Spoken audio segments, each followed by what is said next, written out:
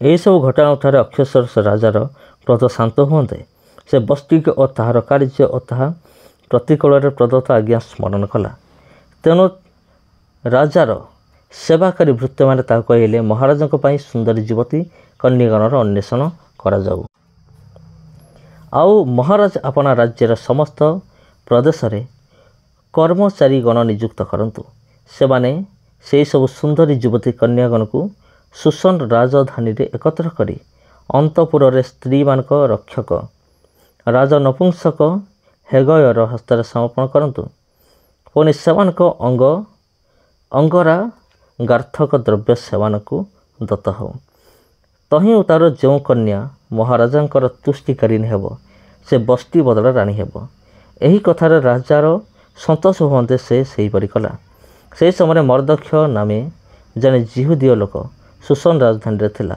ସେ ବିନ୍ୟାମିନ ବଂଶୀୟ ଜାଇରର ପୁତ୍ର, ସିମିର ପୁତ୍ର, କିସର ପ୍ରପୌତ୍ର।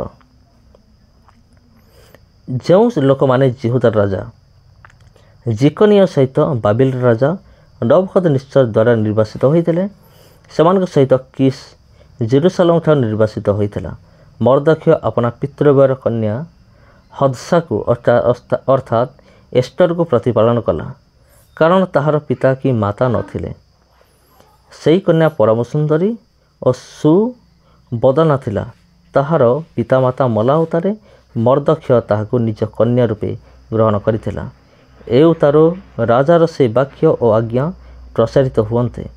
ସୁସନ ରାଜଧାନୀରେ ହେଗୟ ନିକଟରେ ଅନେକ କନ୍ୟା ସଂଗୃହୀତ ହେବାବେଳେ ଏଷ୍ଟର ହିଁ ରାଜପୁରୀକି ସ୍ତ୍ରୀ ରକ୍ଷକ ହେଗୟ ନିକଟକୁ ନିଆଗଲା। ଏଥିରେ ଏହି ଯୁବତୀ ହେଗୟର ତୁଷ୍ଟିଜନକ ହୋଇ ତାଠାରୁ ଅନୁଗ୍ରହ ପାଇଲା। ଏଣୁ ସେ ଶୀଘ୍ର ଅଙ୍ଗରାଗାର୍ଥକ ଦ୍ରବ୍ୟାଦିରେ ଯେ ଅଂଶ ତାହାକୁ ଦେବାର ହୋଇ ତାହା ଓ ରାଜଗୃହରୁ ମନୋନୀତ 7 ଦାସୀ ତାହାକୁ ଦେଲା। ଆଉ ସେ ତାହାକୁ ତାହାର ଦାସୀଗଣ ସହିତ ଅନ୍ତଃପୁରର ସର୍ବୋତ୍ତମ ସ୍ଥାନରେ ବାସ କରାଇଲା। ମାତ୍ର ଏଷ୍ଟର ଆପଣା ବଂଶ କି କୁଟୁମ୍ବର ପରିଚୟ କାହାକୁ ଦେଲା ନାହିଁ, କାରଣ ମର୍ଦ୍ଦକ୍ଷ ତାହା ନ ଜାଣିବାକୁ ତାହାକୁ ଆଜ୍ଞା କରିଥିଲା। ଅନନ୍ତର ଏଷ୍ଟର କିପରି ଅଛି ତାହା ପ୍ରତି କ'ଣ କରାଯିବ ଏହା ଜାଣିବା ପାଇଁ ମର୍ଦ୍ଦକ୍ଷ ପ୍ରତିଦିନ ଅନ୍ତଃପୁରର ପ୍ରାଙ୍ଗଣ ସମ୍ମୁଖରେ ଯାତାୟାତ କଲା। ପୁଣି 12 ମାସ ପର୍ଯ୍ୟନ୍ତ ସ୍ତ୍ରୀ ଲୋକଙ୍କ ନିୟମିତ ସେବା ପାଇଲା ଉତ୍ତାରେ ଅକ୍ଷୟଶରସ ରାଜ୍ୟ ନିକଟକୁ ଏକ କନ୍ୟାର ଯିବାର ପାଳି ଉପସ୍ଥିତ ହେଲା। କାରଣ ସେମାନଙ୍କ ଅଙ୍ଗ ସଂସ୍କାରରେ ଏତେ ଦିନ ଲାଗିଲା, ଅର୍ଥାତ୍ 6 ମାସ ଗନ୍ଧରସର ତୈଳ ଓ 6 ମାସ ସୁଗନ୍ଧି ଓ ସ୍ତ୍ରୀ ଲୋକମାନଙ୍କ ଅଙ୍ଗରାଗାର୍ଥକ ଦ୍ରବ୍ୟ ସେବନ କରିବାକୁ ଦେଲା। ପୁଣି ରାଜା ନିକଟକୁ ଯିବାକୁ ଦେଲେ। ହେଲେ ପ୍ରତ୍ୟେକ ଯୁବତୀ ନିମନ୍ତେ ଏହି ନିୟମ ଥିଲା ଯେ ସେ କୌଣସି ଦ୍ରବ୍ୟ ମାଗିଲେ ଅନ୍ତଃପୁରରୁ ରାଜଗୃହକୁ ଯିବା ସମୟରେ ସଙ୍ଗେ ନେବା ନିମନ୍ତେ ତାହା ତାଙ୍କୁ ଦିଆଗଲା। ସେ ସନ୍ଧ୍ୟା କାଳରେ ଯାଇ ପ୍ରଭାତରେ ଉପପତ୍ନୀଗଣର ରକ୍ଷକ ରାଜ ନପୁଂସକ ଶାସଗସର ନିକଟକୁ ଦ୍ୱିତୀୟ ଅନ୍ତଃପୁରକୁ ଫେରି ଆସିଲା।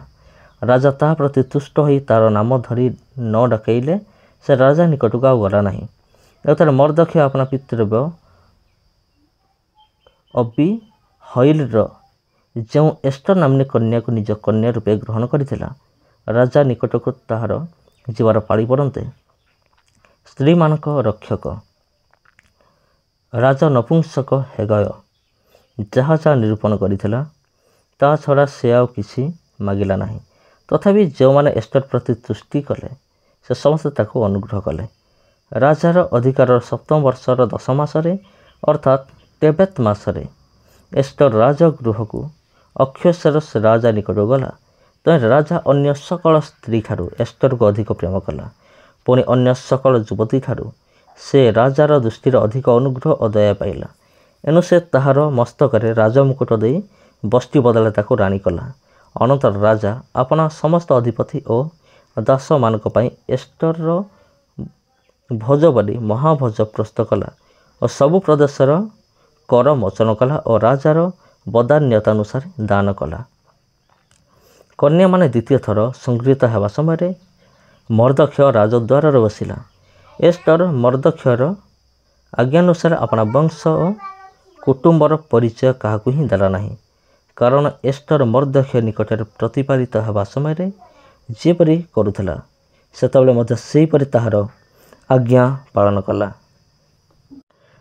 सेही समय मर्दक्ष राजद्वार बसिया बेले द्वारपाल मध्य बिक्थन और तेरस नाम राजगृह दुई नपुंसक क्रोध हो अक्षेश्वर राजा को बद्ध करने को चेष्टा कले।